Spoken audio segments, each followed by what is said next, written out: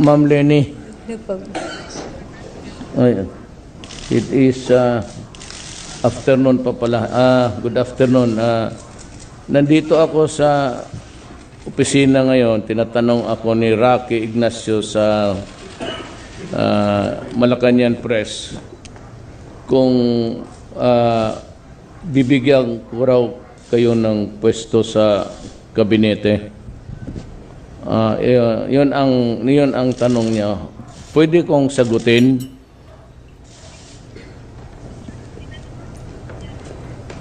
At tinanong ko rin.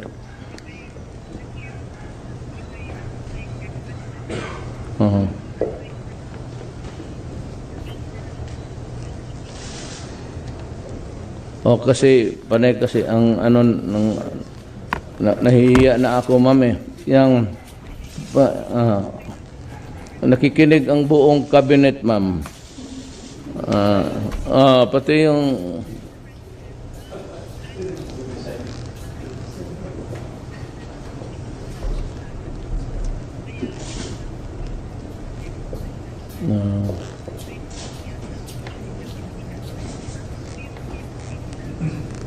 kasi gusto ko, alam mo, ma'am, kasi naman kita para mahinto na itong tanong-tanong. Pwede po, kaya nga para do not be apologetic, but gusto ko na itong tanong. Pwede ka housing, ma'am? Can you be the housing secretary?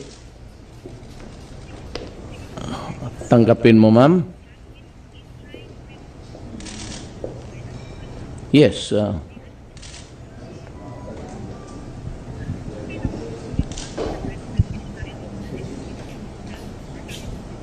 Wag na, ma'am, kunin mo na lang the executive secretary will hand you the appointment.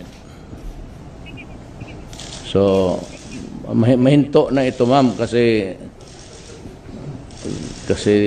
tatanggapin mo man kaya. Sige, ma'am, so that you'll be on time with the next cabinet meeting and even on security matters para you'll be kept abreast of what is happening